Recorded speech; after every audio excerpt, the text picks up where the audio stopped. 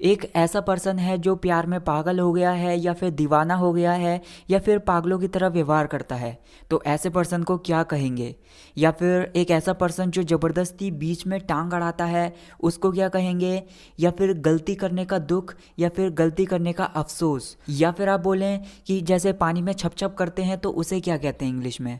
तो आज के इस वीडियो में हम ऐसे ही इंटरेस्टिंग वर्ड्स के बारे में बात करेंगे। So stay with me, my name is Nick and let's get going. तो गाइज हमारा फर्स्ट वर्ड है शव। इसका मतलब होता है किसी चीज़ को या फिर किसी पर्सन को जोर से धक्का देना या फिर जोर से धकेलना। जैसे अगर एग्जांपल की बात करें, she was not in a good mood so she shoved pillow towards me. मतलब वो अच्छे मूड में नहीं थी, इसलिए उसने तकिए को मेरी तरफ जोर से धक्का दिया या फिर जोर से फेंका।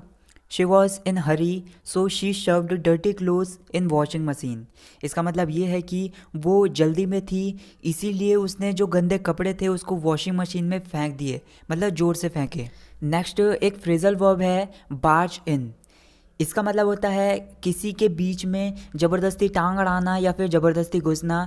जैसे एग्जांपल है sorry to barge in on your conversation. इसका मतलब ये है कि तुम्हारी जो बातचीत हो रही थी उसमें मैंने टांग अड़ाई या फिर ज़बरदस्ती घुसा, उसके लिए माफ़ी चाहता हूँ। I want to live alone, I don't want anyone to barge into my room. इसका मतलब ये है कि मैं अकेले रहना चाहता हूँ, मैं किसी को नहीं चाहता कि वो मेरे कमरे में आए या फिर मेरे कमरे में ज़बरदस्ती घुसे।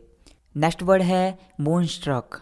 इसका मतलब होता है एक ऐसा पर्सन जो प्यार में पागल हो गया है या फिर दीवाना हो गया है, या फिर आप बोल सकते हैं जो पागलों की तरह व्यवहार करता है।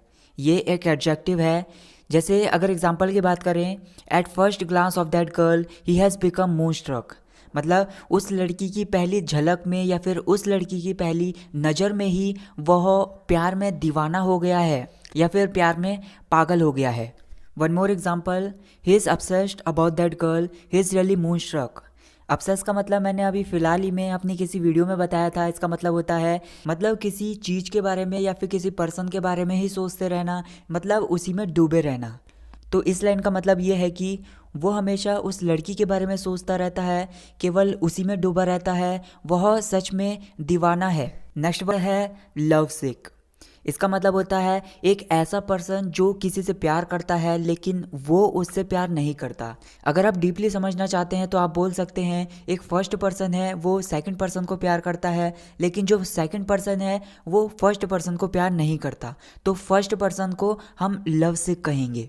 अगर हम एग्जाम्पल के बारे में बात करें, he knows very well that she gives him cold shoulder, however he is in love with her, he is such a lovesick. यहाँ पर एक इडियम है give cold shoulder.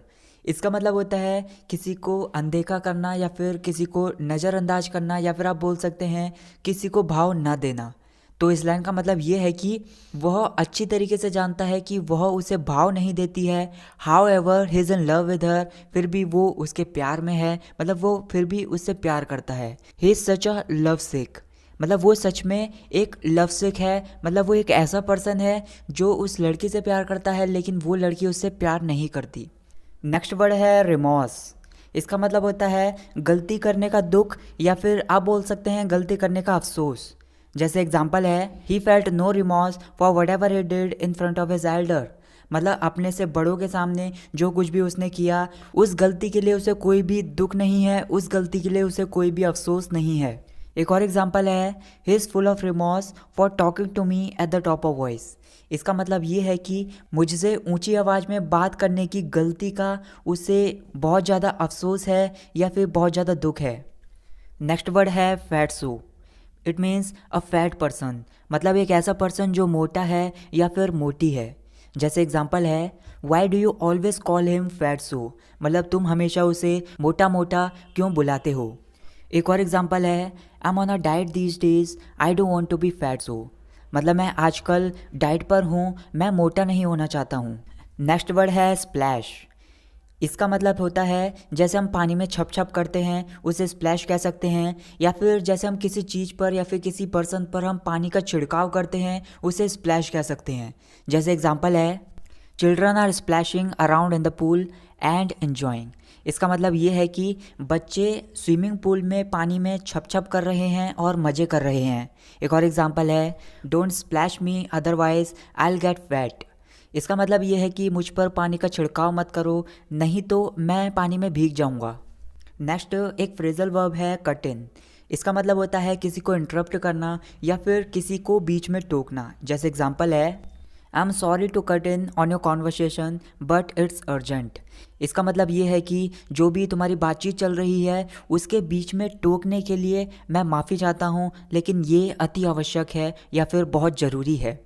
One more example is here don't cut in while elders are talking. मतलब जब बड़े बात कर रहे हैं तो बीच में मत टोको।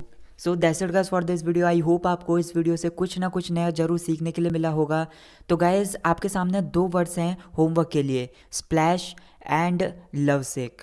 इन दोनों के ऊपर आप अपने खुद के एक एक सेंटेंस बनाइए और मुझे कमेंट सेक्शन में बताइए। Thanks for watching this video guys, see you in the next video. जय हिंद, जय भारत।